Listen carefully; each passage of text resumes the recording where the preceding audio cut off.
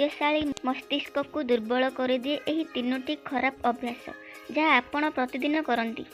तेजशाली मस्तिष्क तो समस्त मनुष्य चाहती एवं एथिपाई से कौन कौन अबा न करे किछि काम करिबा द्वारा आपणक मस्तिष्क तेजशाली हो जाए।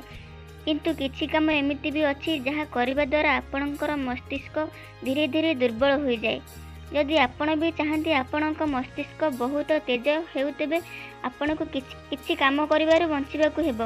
एथिपाई आजिर एही पोस्ट माध्यम आपणको एमिति किछि कारण विषय कहिबी जहाँ आपणक मस्तिष्क को दुर्बल कर दिए।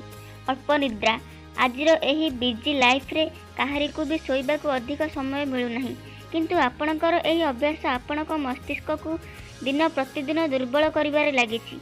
गोटे स्वस्थ मस्तिष्क पई आपणको कम रु कम 6 घंटार निद हेबा आवश्यक। स्मार्टफोन रो अधिक व्यवहार आजिर एही समय रे अधिकांश लोक मोबाइल रो व्यवहार करूअछंती, किंतु मोबाइल रो अधिक व्यवहार करबा द्वारा आपणक मस्तिष्क को बहुत अधिक क्षति पहुंची थाए। मोबाइल रु बाहरुथिबा हानिकारक रेडिएशन आपणक भाबिबा और चिंता करिबा क्षमता को प्रभावित करिथाए।